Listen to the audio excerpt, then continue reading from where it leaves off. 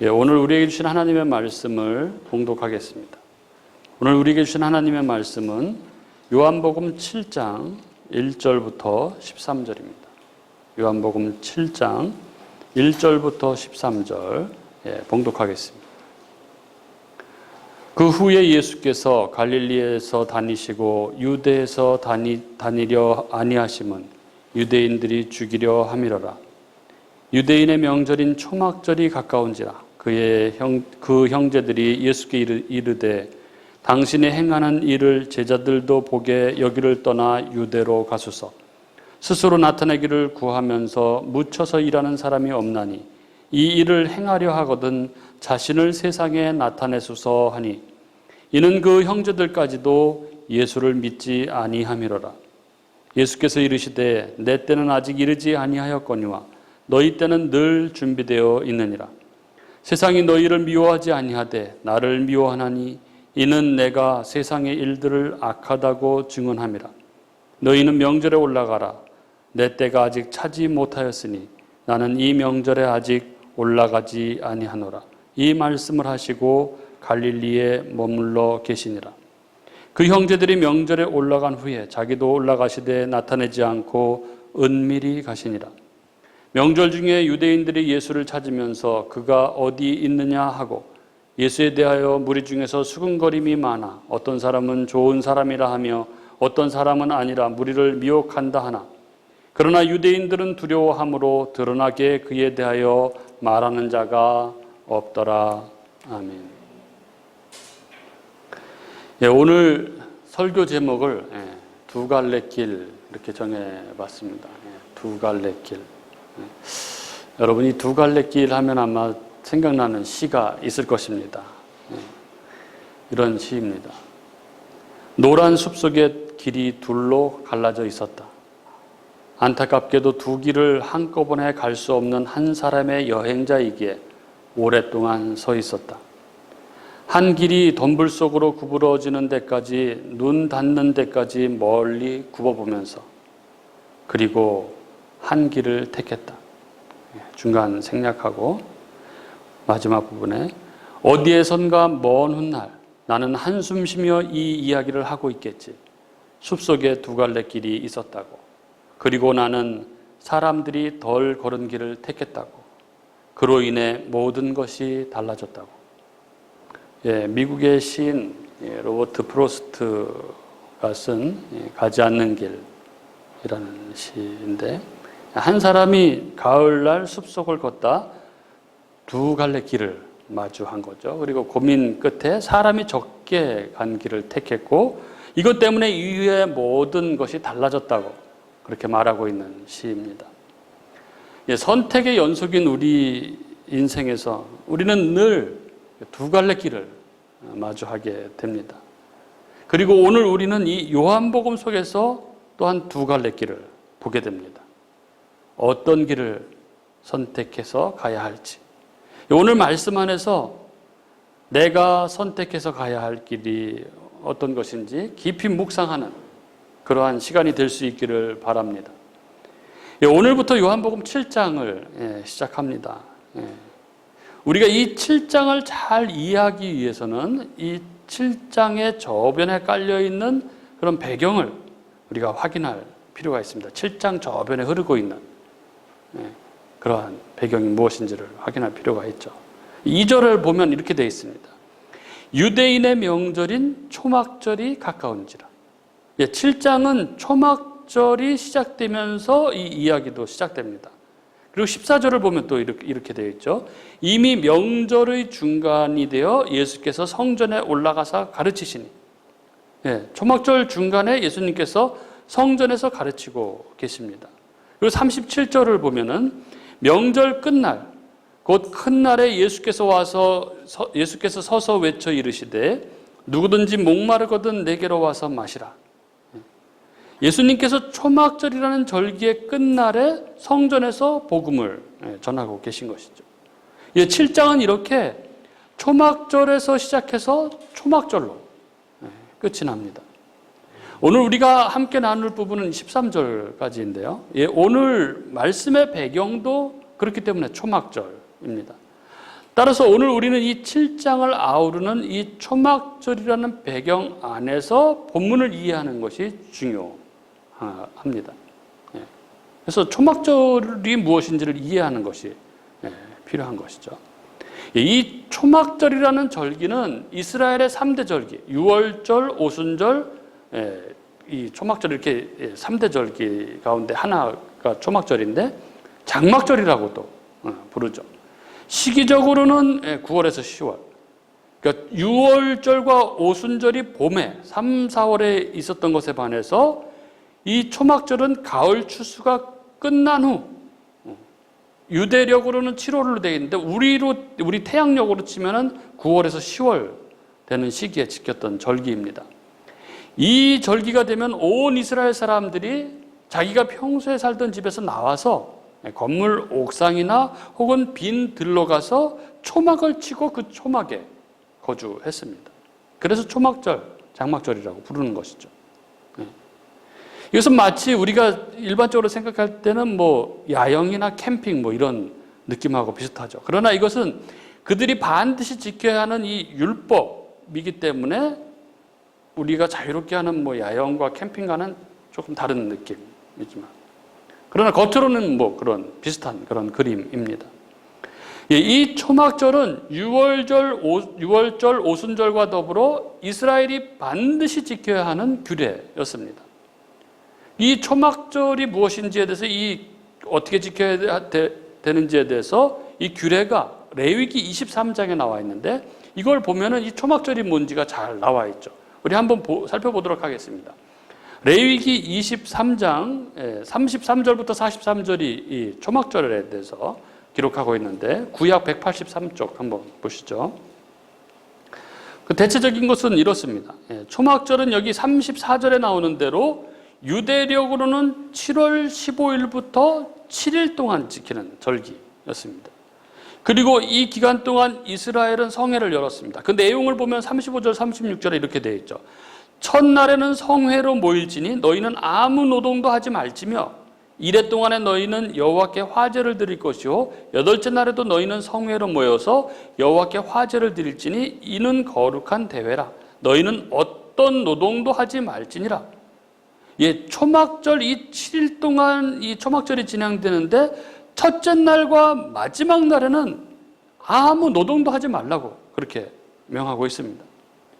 그리고 39절에 보면 이렇게 돼 있죠. 너희가 토지 소산 거두기를 마치거든 일곱째 달 15째 날부터 이레 동안 여호와의 절기를 지키되 첫날에도 안식하고 여덟째 날에도 안식할 것이요. 이렇게 적고 있습니다. 이렇게 초막절은 이 절기의 시작과 끝, 그러니까 이 양쪽 괄호가 안식에 닫혀 있는 그런 절기라고 말할 수 있죠. 이를 통해서 우리는 이 율법이 정하고 있는 초막절은 아주 분명하게 안식을 향하고 있음을, 안식을 지향하고 있음을 우리는 보게 됩니다. 그런데 이 초막절이 외향적으로는 안식을 나타내기보다는 오히려 고생을 나타내는 것 같습니다. 42절과 43절 말씀은 이렇게 되어 있죠. 너희는 이레 동안 초막에 거주하되 이스라엘에서 난 자는 다 초막에 거주할지니 이는 내가 이스라엘 자손을 애굽 땅에서 인도하여 내던 때에 초막에 거주하게 한 줄을 너희 대대로 알게 함이니라. 나는 너희의 하나님 여호와니라. 초막절이 무엇을 기억하기 위해서 제정된 절기입니까? 43절에 기록된 대로 이스라엘 자손이 광야에서 초막에 거주하던 때를 기념하도록 하기 위한 것이 바로 초막절이었습니다. 광야에 있었던 때는 이스라엘이 출애굽해서 가나안에 들어가기 전을 말하는 것이죠. 말하자면 이스라엘은 집도 절도 없이 떠돌던, 농사도 짓지 못하고 정착도 하지 못했던, 그래서 정처 없이 떠돌던 그런 시절입니다. 그러니까 초막절은 이렇게 정처 없는 나그네 같았던 그 광야의 시기를 기억하기 위한 절기였습니다. 가나안 땅에 들어간 이후 이스라엘은 농경 문화 속에 살았습니다. 정착해서 농경 문화 속에 살았죠. 말하자면 이스라엘은 이 광야의 시절을 제외하고는 항상 정착된 주거 환경 속에서 살았습니다. 집에는 뭐 편안한 침대가 있고, 먹을거리가 늘 풍성하고 즐길 수 있는 유흥거리들이 있습니다. 그들은 다 자기들의 거할 거처 안락한 집 안에서 살았습니다.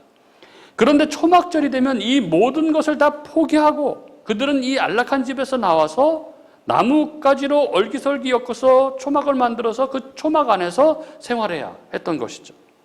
나뭇가지를 깔아서 그 위에 대충 이불을 깔고 거기서 자야 했고, 또 앉을 의자도 마땅치 않고 소일거리도 거의 없고, 게다가 10월 정도면 밤에 이 추운 서리가 내리기도 하는데, 이때 이 초막 속에서 생활하면서 이 밤을 보내는 것이 얼마나 고생스러운 일이겠습니까? 초막절은 그래서 우리들이 이렇게 캠핑처럼 이렇게 뭐 낭만적인 것은 아닙니다. 이 초막절의 삶은 고된 삶입니다. 초막절은 말 그대로 고난을 현장 체험하는 그런 절기였습니다. 그런데 그럼에도 불구하고 우리는 앞서 이 레위기는 이 초막절을 안식을 지향하도록 하고 있음을 우리는 살펴보았습니다. 그리고 이 초막절 규례의 40절은 이렇게 적고 있습니다.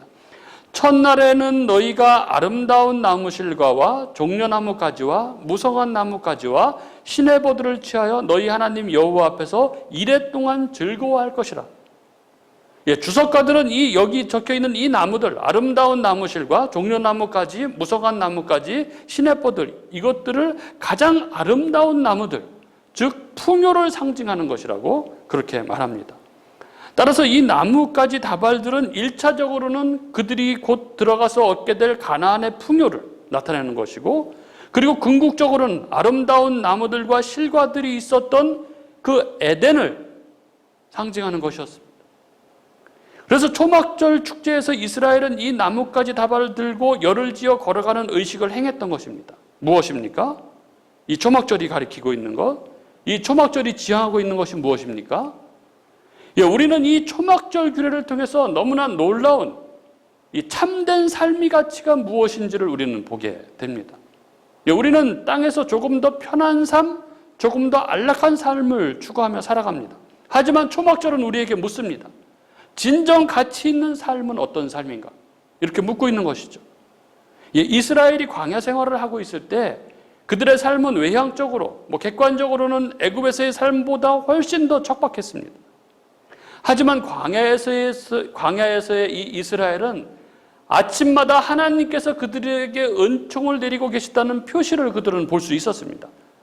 그들은 날마다 만나를 주면서 하나님께서 자기들을 먹이고 계시다는 것을 확인할 수 있었습니다.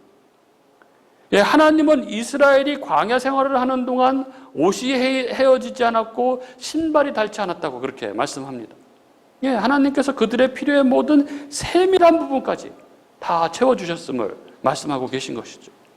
그리고 그들이 눈을 들어서 진의 중앙을 바라보면 하나님께서 항상 그들과 함께 계시다는 표식으로서 구름 기둥이 성막 지성소 위에 솟아올라 있었습니다. 초막절은 바로 그때, 그 광야의 때, 그들의 삶이 표면적으로는 고난의 삶이었지만 그러나 그들은 진정 하나님의 은총 가운데 살아가던 때, 그 은혜의 때를 기억하도록, 그 하나님 안에서의 안식을 기억하도록, 그래서 영원한 안식, 그 하나님 나라, 그 에덴을 바라보도록 하기 위해서 제정된 절기였습니다. 그렇습니다. 이 신자들은 초막절 이 절기에 얼기설기 만든 나뭇가지 집에서 생활하면서 그 에덴을 바라보는 사람들입니다. 이 땅에서는 초라한 그런 육신의 삶을 살아갈지 모르지만 그러나 그들은 영의 절정을 바라보는 사람들입니다. 인생의 눈으로 볼 때 너무나 가치 없어 보이는 그런 삶으로 보일지 모르지만 그러나 그들은 그 속에서 온 세상을 다 주어도 바꿀 수 없는 그 은총의 절정을 발견하는 사람들입니다. 그들은 많은 것을 갖고 있지 않다고 해서 스스로 비천한 가운데 있다고 생각하지 않고 사람들이 나를 알아주지 않는다고 해서 낙심하거나 실망하지 않는 사람들입니다. 하나님의 은총 가운데 있는 삶은 그 무엇과도 바꿀 수 없는, 억만금을 주고도 살 수 없는 가치 있는 삶인 것이죠. 하나님의 은총 가운데 살아가는 삶이 가장 아름답고 위대한 삶인 것입니다. 이렇듯 초막절은 성도의 삶이 무엇인지를 보여주는 아주 분명한 그런 그림이었습니다. 7장은 이 초막절을 배경으로 합니다. 진정한 성도의 삶이 무엇인지를 그 저변에 초막절로 깔고 있는 것이죠. 그래서 우리는 이 7장을 이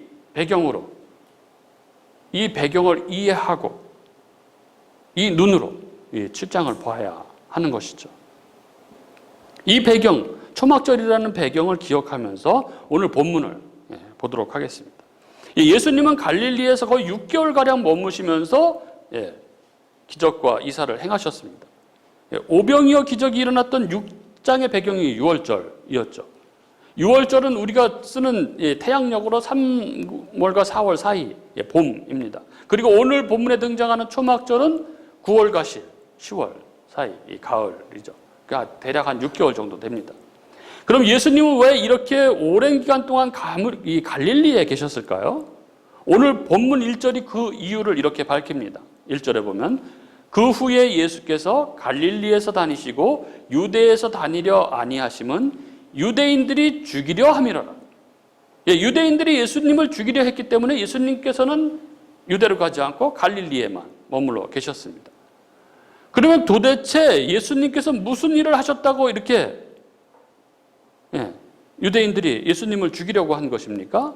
우리가 앞에서 계속 다뤄왔듯이 예수님께서 안식일에 병자를 고치시고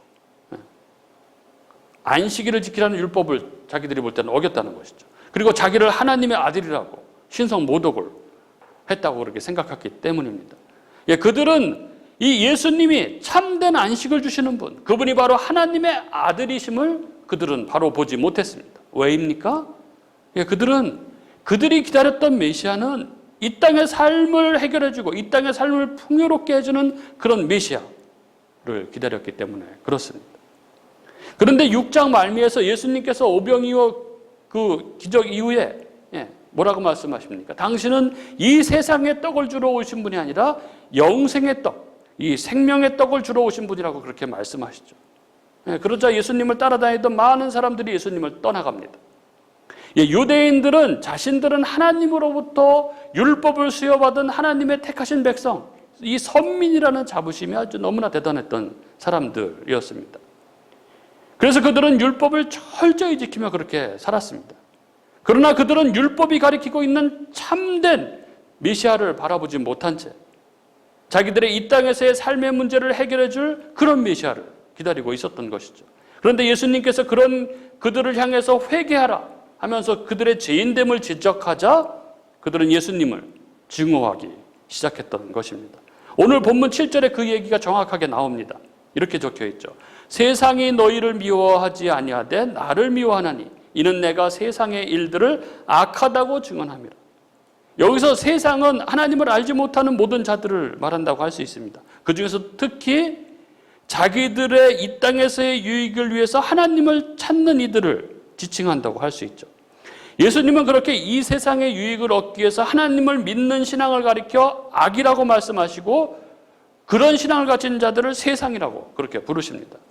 이 땅에서의 삶, 이 땅에서의 유익만을 쫓는 신앙은 참된 신앙이 아닙니다. 그것을 성경은 불신앙이라고 그렇게 부릅니다.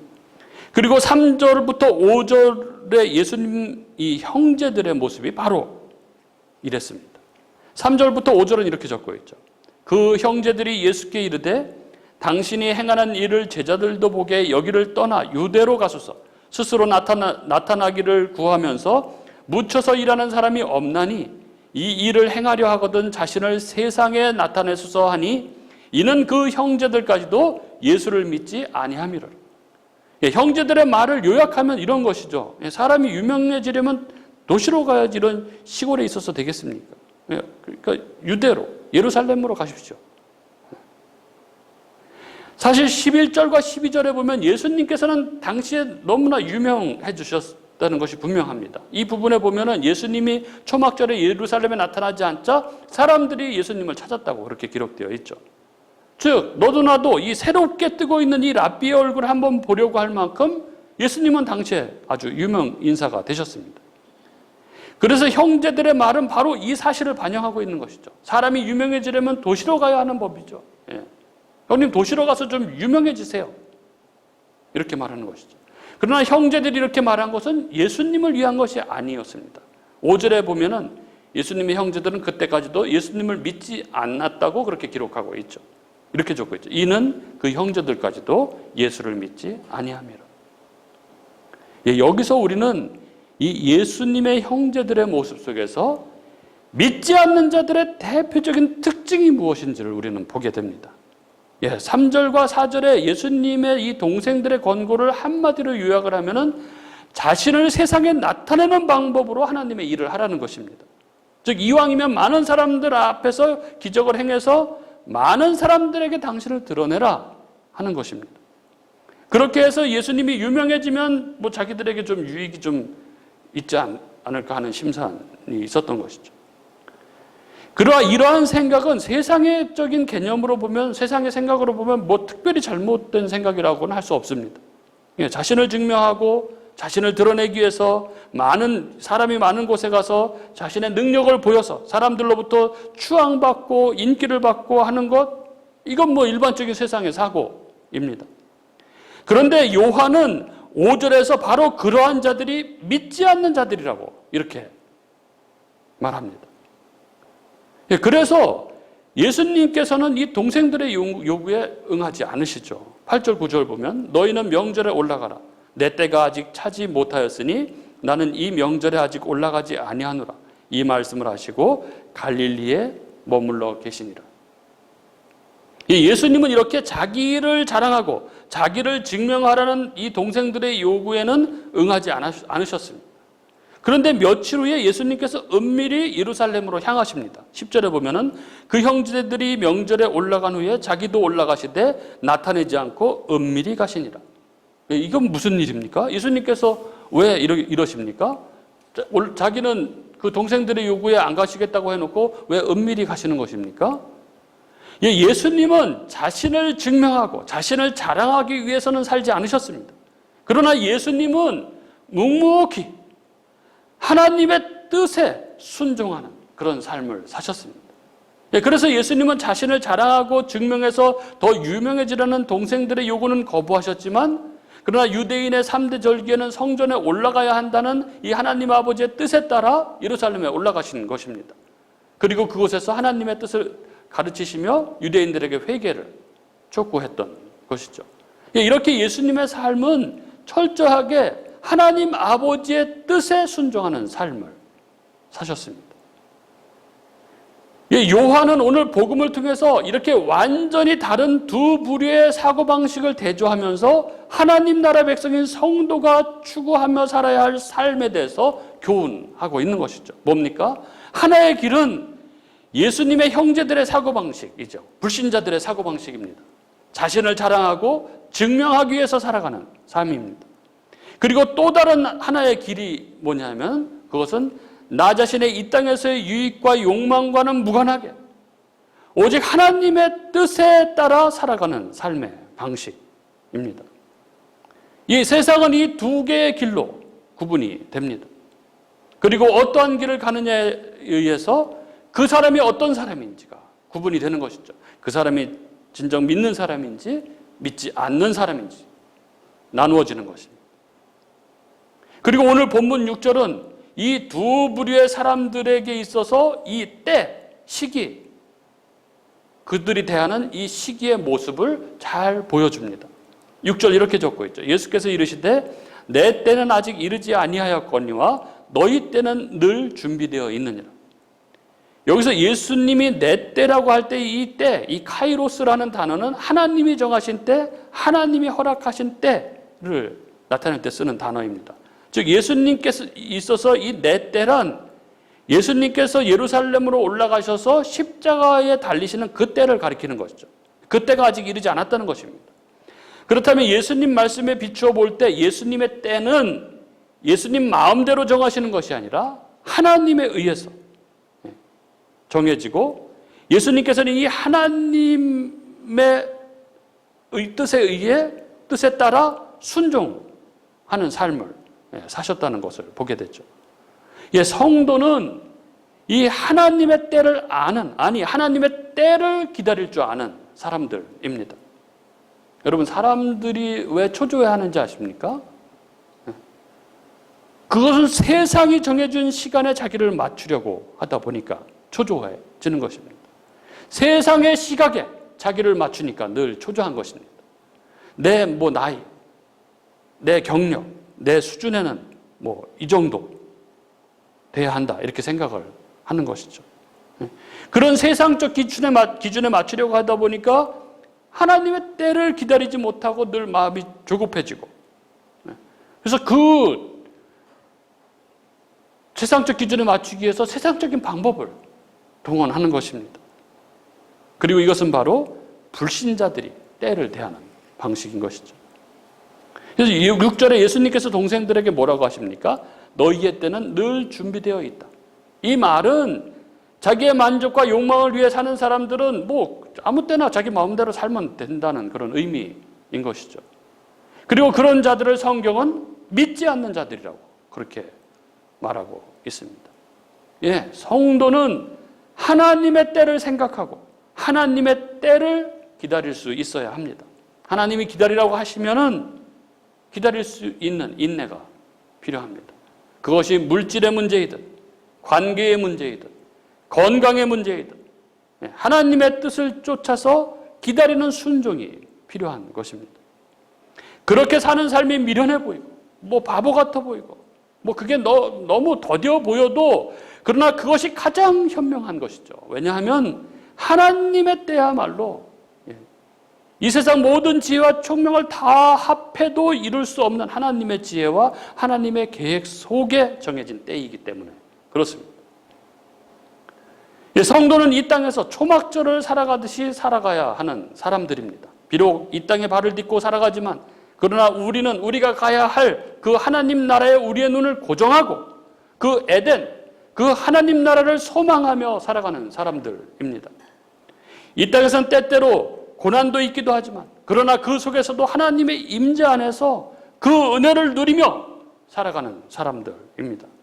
그리고 그렇게 살아가는 사람들은 언제나 하나님의 뜻에 순종하며 하나님의 때를 기다리며 그렇게 살아가는 사람들이라는 것을 오늘 말씀 가운데 보게 됩니다. 우리는 하나님의 때에 하나님이 허락하시는 사건들과 상황들을 통과해서 하나님 나라에 들어가기로 예정된 그런 하나님 백성입니다. 그래서 나의 형편, 나의 상황, 그런 것에 연연하지 않고 하나님의 뜻을 쫓아서 이웃을 사랑하고 섬기며 이 땅에서 하나님께서 나에게 허락하신 일들을 묵묵하게 행하며 살아가는 삶, 그게 바로 초막절을 살아가는 자들의 삶, 그게 바로 하나님을 믿는 자들, 성도들의 삶인 것입니다.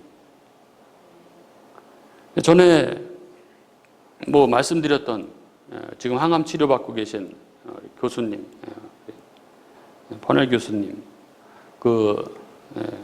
사모님하고 저희 처형하고 아내 또 사모하고 단톡방에 계속 기도 제목, 근황을 계속 주고받으면서 기도 제목 나누고 함께 기도하고 있는데, 이 항암의 과정 속에서 얼마나 그 시간들이 긴장되고 힘겹고 그렇겠습니까? 하나님 말씀을 받고 그 말씀을 하나님 말씀으로 믿고 하나님의 약속으로 믿고 그렇게 믿음으로 그렇게 지내고 있지만, 그러나 시시각각 상황들이 변하고 그렇게 하면서 얼마나 지치고 힘들고 그렇겠습니까? 그렇지만 믿음으로 잘 감당하고 계신데, 며칠 전에 전해받은 소식은 참 오늘 말씀처럼 이 초막절을 살아가는 성도의 삶이 무엇인지를 잘 보여주는 그런 모습이 아닌가 해서 잠깐 그 메시지의 내용을 소개해 드리려고 합니다. 이런저런 항암 과정에 대해서 이야기 이렇게 쭉 메시지를 보내셨는데, 그 메시지 그 근황 다음에 이런 이야기가 있었습니다. 기쁜 소식은 여기서 난소암 환자이고 교회에 3번